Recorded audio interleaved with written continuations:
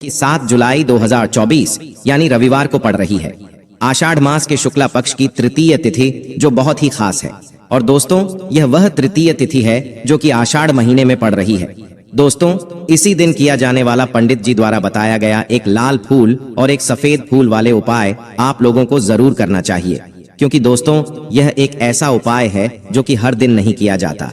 आषाढ़ महीने में जो शुक्ला पक्ष की तृतीय तिथि आती है उसी दिन किया जाता है। अगर आप लोगों ने इस उपाय को नहीं किया है या किसी कारणवश नहीं कर पाए हो तो इस आषाढ़ तृतीय तिथि के दिन इस उपाय से मत चूकना। दोस्तों देखिए, यह दिन इतना खास होता है, इतना महत्वपूर्ण होता है। देखा गया है कभी कभी बड़े बड़े पूजा पाठ अनुष्ठान से जो मनोकामना पूर्ण नहीं होती है, वह आषाढ़ तृतीय के दिन एक छोटे से उपाय करने से ही आपकी मनोकामना पूर्ण हो जाती है।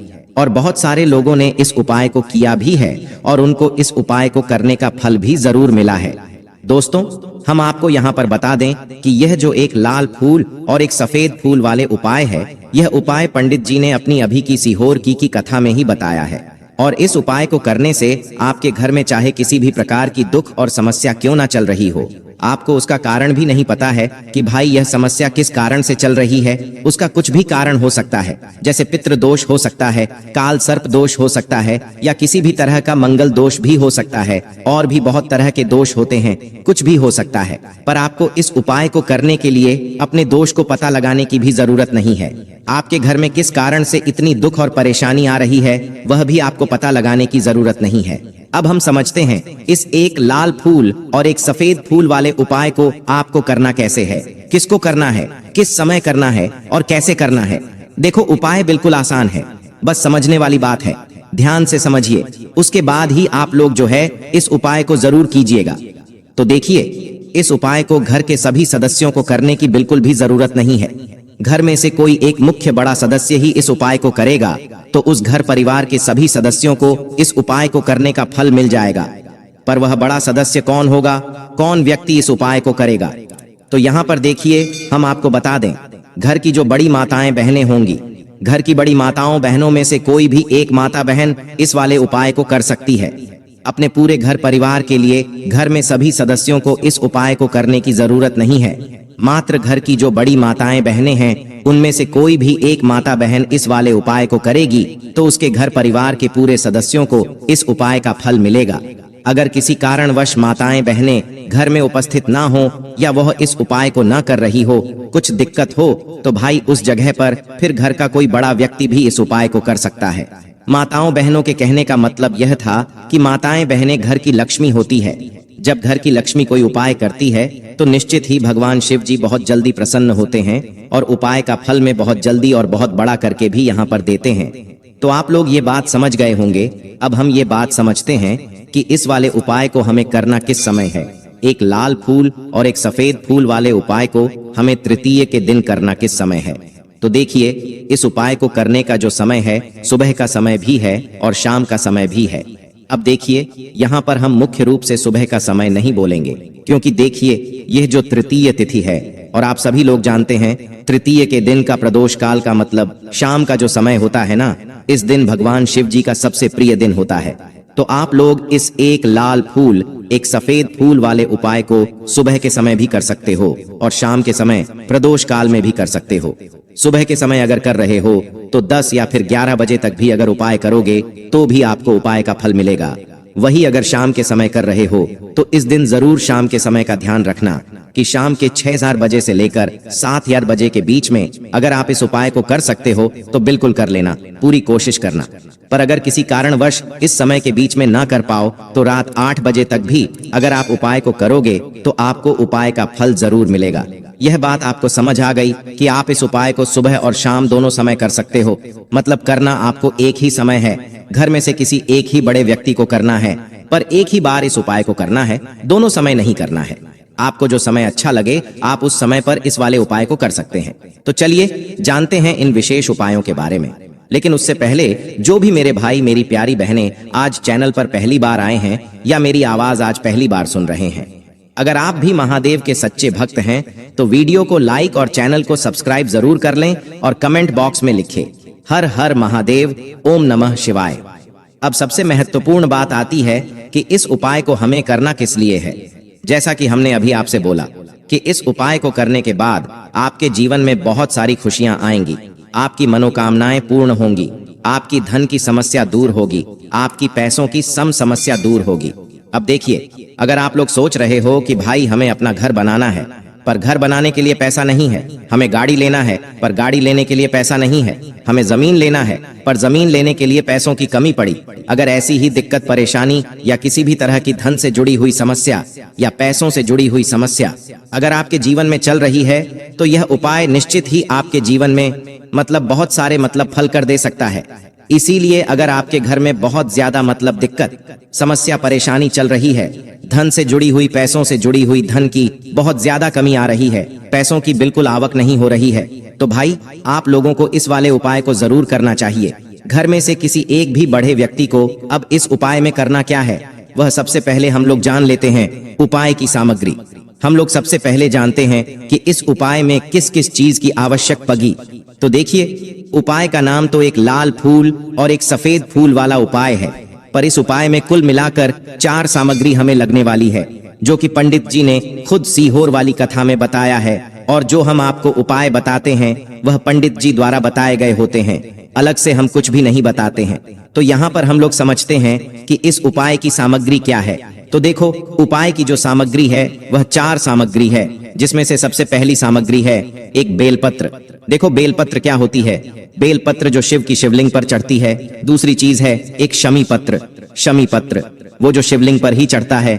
तीसरी चीज है दोस्तों एक लाल फूल, जो उपाय का नाम है। तो एक यहाँ पर आपको लाल फूल लेना है। अब ये लाल फूल कौन सा लेना है? देखो, शिवलिंग के ऊपर जो लाल फूल चढ़ता हो उनमें से कोई भी एक लाल फूल पसंद कर लेना और वो कहीं से तोड़कर या कहीं से खरीद कर लेकर आना और उस लाल फूल को उपाय में प्रयोग कर लेना। उसके बाद में एक सफेद फूल का विशेष रूप से ध्यान रखना, जो सफेद फूल शिवलिंग पर चढ़ता हो सिर्फ वही सफेद फूल लेकर आना, इसके अलावा कुछ मत लेकर आना, लेकिन केतकी का मत लेना। तो एक एक मात्रा में ही आपको यह चारों सामग्री चाहिए, एक बेलपत्र, एक शमी पत्र, एक लाल फूल और एक सफेद फूल।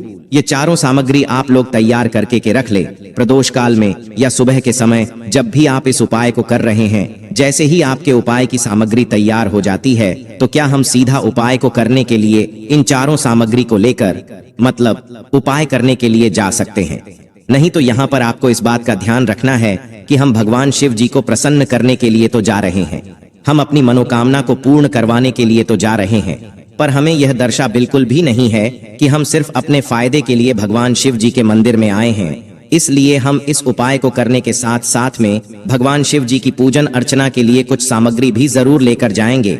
जैसे कि सुबह के समय अगर आप उपाय को कर रहे हो इस एक लाल फूल और एक सफेद फूल वाले उपाय को, तो भाई सुबह के समय आपको एक लोटा जल लेकर जाना है। जो लोग प्रतिदिन शिव जी के मंदिर जाते हैं, पूजन अर्चना करते हैं, जल चढ़ते हैं, फूल बेलपत्र सब कुछ चढ़ाते हैं, भाई वह अपनी पूजन अर्चना वैसी की वैसी ही करना।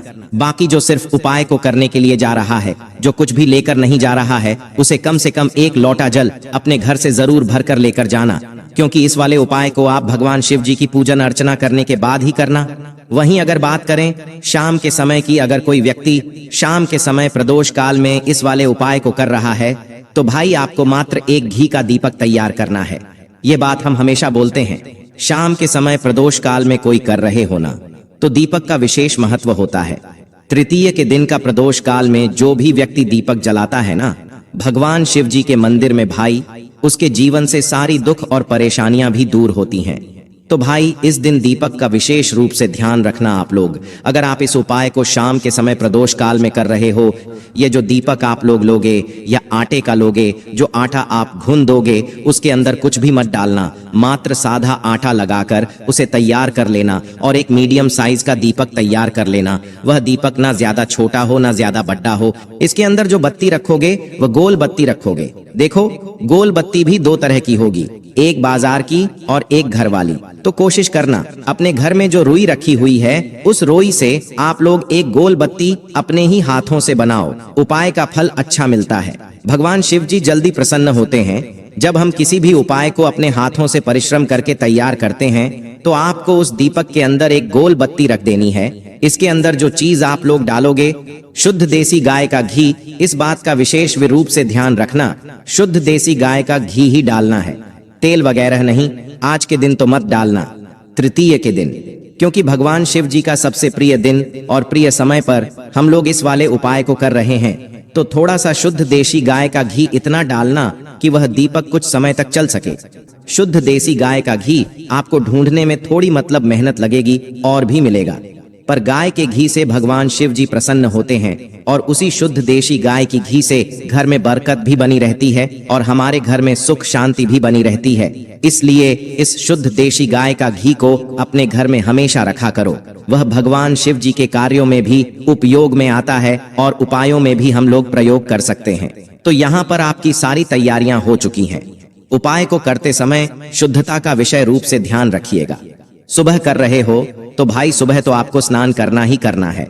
बाकी शाम को कर रहे हो तो शाम को मात्र हाथ मुंह धोकर भी आप लोग इस वाले उपाय को कर सकते हो। कोई दिक्कत वाली बात नहीं है भाई। उपाय की पूरी सामग्री तैयार करके और पूजन सामग्री लेकर आपको भगवान शिव जी के मंदिर पहुंचना है, जो आपके घर के पास में हो, जहां पर शिवलिंग विराजित हो, शिवालय हो, वहां पर आप लोगों को पहुंचना है। और जैसे ही आप भगवान शिव जी के मंदिर में पहुंचते हो, वहां जाकर उपाय शुरू नहीं करना है। पहले आपको भगवान शिव जी की पूजन अर्चना करना है।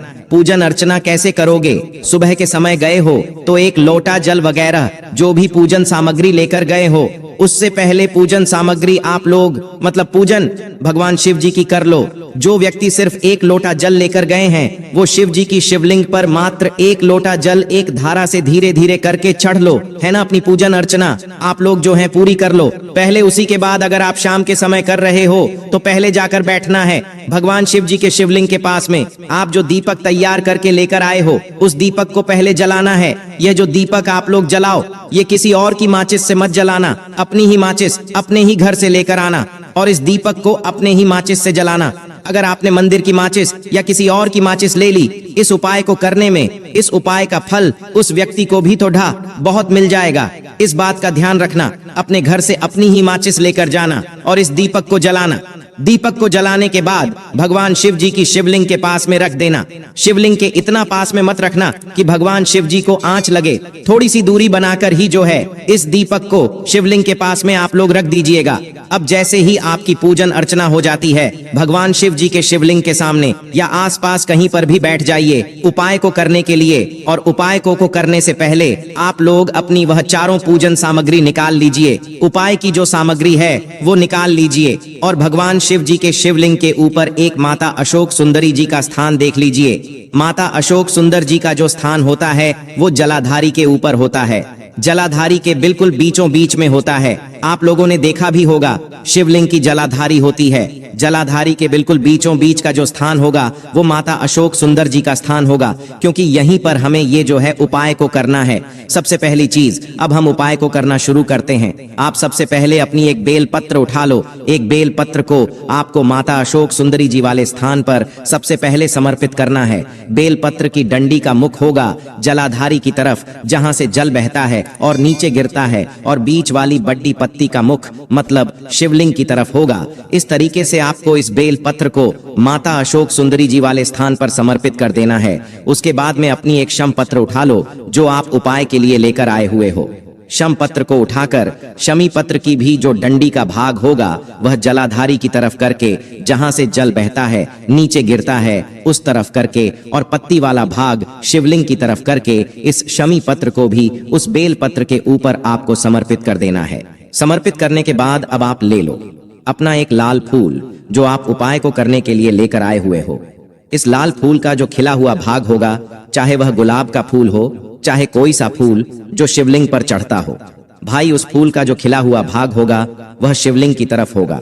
बाकी जो पीछे का भाग होगा फूल का वो जलाधारी की तरफ, जहां से जल बहता है नीचे गिरता है उस तरफ होगा। और आखिरी में आपका जो एक सफेद फूल बचा हुआ है, और सफेद फूल का जो खिला हुआ भाग होगा वो शिवलिंग की तरफ होगा, जहां पर शिवलिंग रखा हुआ है उस तरफ होगा। और डंडी का भाग जलाधारी के पीछे की तरफ हो जाएगा। मतलब जो जहां से जल बहता है और नीचे गिरता है। जब आप लोग एक बेल पत्र, एक शमी पत्र और एक लाल फूल, एक सफेद फूल चढ़ा रहे हो और भगवान शिव जी और नारायण जी का स्मरण करते हुए ही इस उपाय को आपको करना है तो जब भी आप एक बेल पत्र, एक शमी पत्र, एक लाल फूल और एक कमी हो रही है, जो भी दुख और समस्या परेशानी चल रही हो, आपको अपनी वह दुख और परेशानी जो है भगवान शिव जी से उपाय को पूरा करने के बाद वहीं पर पास में बैठकर बोल देना है। हाथ जोड़ के आंखें बंद करके अपनी परेशानी और श्री शिवाय नमस्तुभयम का जाप करना है।